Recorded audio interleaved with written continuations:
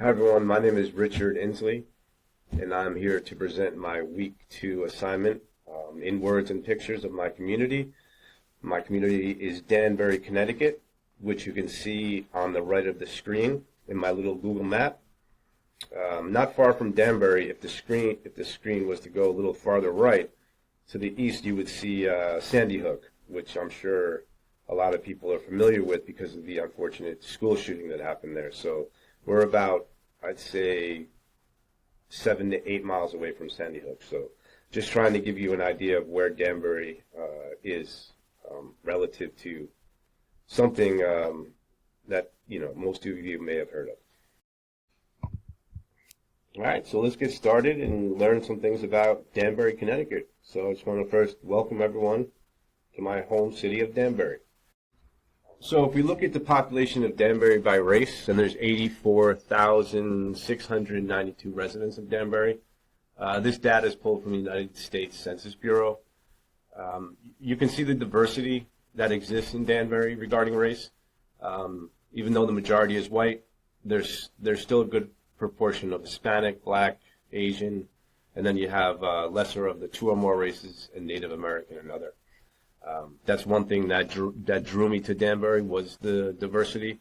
Everyone didn't look the same, everyone looked different, and that kind of, that intrigues me. So that's what I enjoy about it. So I'm sure you're probably asking yourself, why this slide? What does this have to do with the presentation that we're focusing on right now? That's why I put the little 2 question marks. If you look at the 2 women, the older women in the picture with the white hair and the pink rollers, and then you see the 2 girls next to them who are much younger. So you have older, younger. Each girl here is of a different race, so that's just a way of representing the difference that exists in Danbury. And as the next slide will show, the sex and age distribution amongst the population, again from the United States Census Bureau. As far as biological sex, the majority is female, 51%. A small majority, male, is 49%. By age, the approximate median age is about 40.4 years old. The 20 to 29 and the 30 to 39 age group is about 15%, 14.2 to be exact, and that represents the biggest percentage of the population. And as we saw in the previous picture, the older women, the 70 to 79, perhaps 80 plus, they're still part of our community, just a lower percentage. So the previous picture that you saw with the older women and the younger girls, they weren't really older women. I think you already knew that, though. That was just Halloween costumes for my daughter and her neighbors. So, but it did represent the diversity that I wanted to explain on this page. So I hope you enjoyed that. So as far as Danbury income and poverty, with the data taken from the United States Census Bureau, the poverty rate in Danbury, Connecticut is about 11.5% as compared to the non-poverty rate of 88.5%.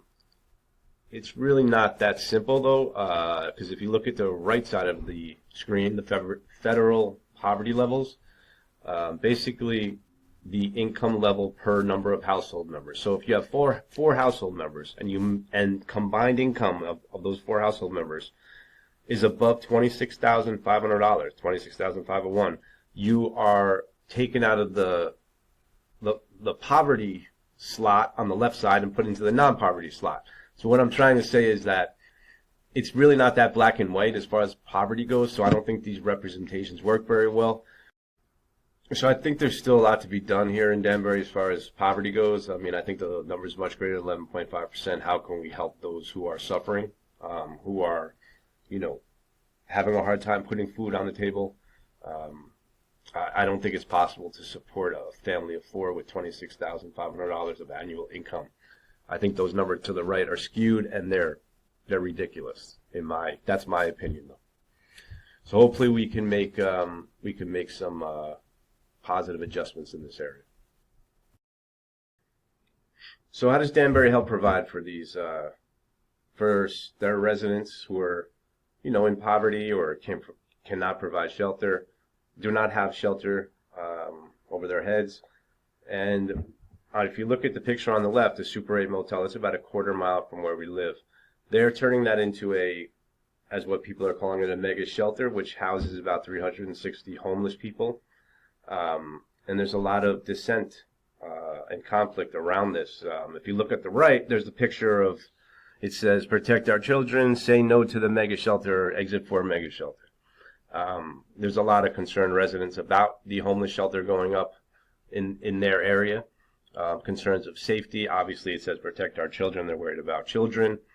Yet at the same time, you're providing housing to many, many people who would have to sleep on the streets. So Danbury is providing. They're providing they have quite a bit of shelters already, and they're providing this new one. Is it creating safety, or is it creating unsafety? Is it creating safety for the homeless residents and less safety for the current residents? That's a question that I'll leave up to you. Now our next slide shows the comparison of crime between Danbury and the national average. And as you can see from the charts, violent crime per 100,000 residents annually, we're much lower than the national average on assault, murder, and rape.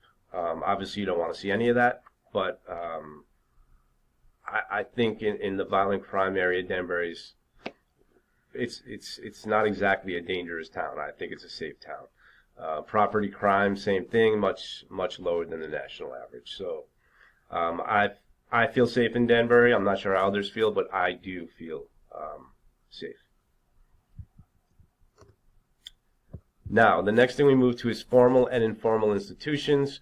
So on the formal side, we have major employers. So the Western Connecticut Health Network, Danbury Public Schools, biotech companies, Boehringer, Ingelheim, and then the Western Connecticut State University. So we have healthcare, we have education, we have tech company, and then we have State University.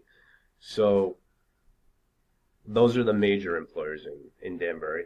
Informally, we have the Danbury Athletic Youth Organization, which I've taken part in and coached a few basketball teams through, which means a lot to me. Places of worship, there's tons of churches, not so many mosques. There are a few. There's a few synagogues.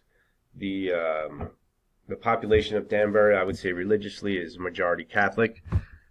Every year we have the Danbury Fair. The Danbury Fair Mall is quite famous, actually. It's the second largest mall in Connecticut.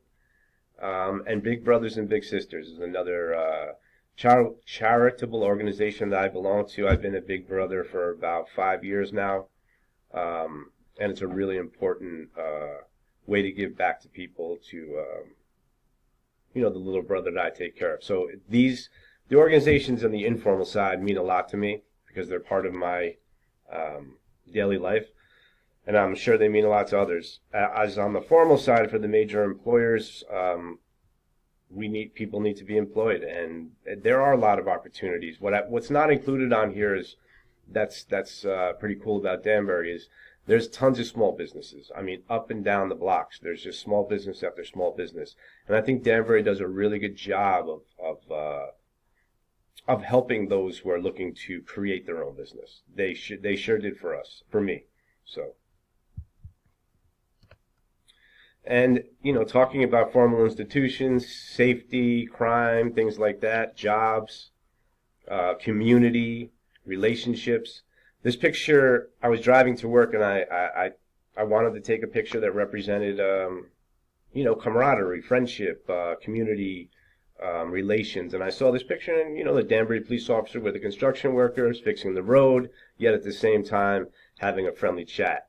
One's there to protect us, one's there to help us get to where we need to go, and in the midst of it, they're chatting. I mean, that's what it's all about, community in this. So this picture represents Danbury in a good way, I believe. So we get to the question. The question we'd be getting to, is Danbury a good community? Well, there's elements of a good community. Is it safe?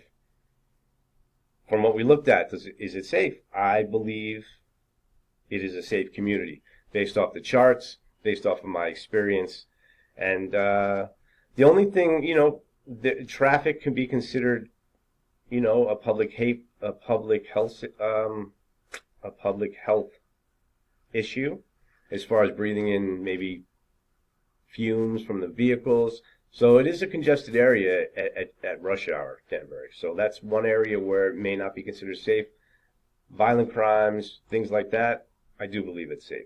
Access to goods and services, I do believe people have access to goods and services, whether it's the clean drinking water that Danbury provides, opportunities in employment. Is there poverty? Yes. So do certain people not have access to goods and services? Absolutely. And those are the areas where we need to work on, whether it's discrimination, whether it's whatever it is, we need to focus on those areas. Healthy relationships, we showed the picture of the police officer and the construction workers. I'm not sure as far as I have a healthy relationship with the people in my condominium complex. I don't venture out I'm not sure how the community relationships go as far as the city on a whole. My experience has been relationships are quite friendly. Treated as whole people. Again, that's a tough question to answer. I would say yes. I mean, yes and no. Yes at times, and other times people are not treated fairly. I mean, there's a lot of, we look at poverty again. Treated as whole people? Probably not. Common values, like I discussed before, there's a lot of Catholics who live in Danbury. I'm not sure as the values go, if there's a lot of common values, what they are.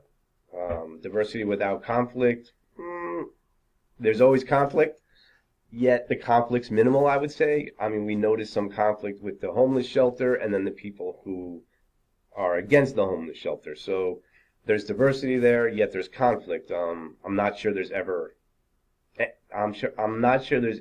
no conflict. But I would say Danbury has diversity with minimal conflict. Predictability, again, that's a tough one for me to answer. I'm not sure how predictable life is for people in Danbury. As far as safety goes, I'm sure it's pretty predictable. They wake up, they don't have to worry about walking out of their house and being injured or a victim of violent crime. An opportunity to live a fulfilling life, I'd say so. Again, I mentioned there's a lot of small businesses, and the local Chamber of Commerce, Connecticut, they do a great job of helping you get your business started. I took part in that, so for my insurance brokerage, so they definitely provide opportunities for fulfillment. Again, we got to improve certain areas. Again, like the school system is not the greatest in Danbury. It's underfunded, and poverty again comes back. So things like that. Are there areas to improve? Absolutely. Is there opportunity for fulfillment? Definitely. I wouldn't be living here if there wasn't. So here are my references for my project. Thank you for listening. I hope you enjoyed it, and I hope you get a chance to visit Danbury sometime. Take care.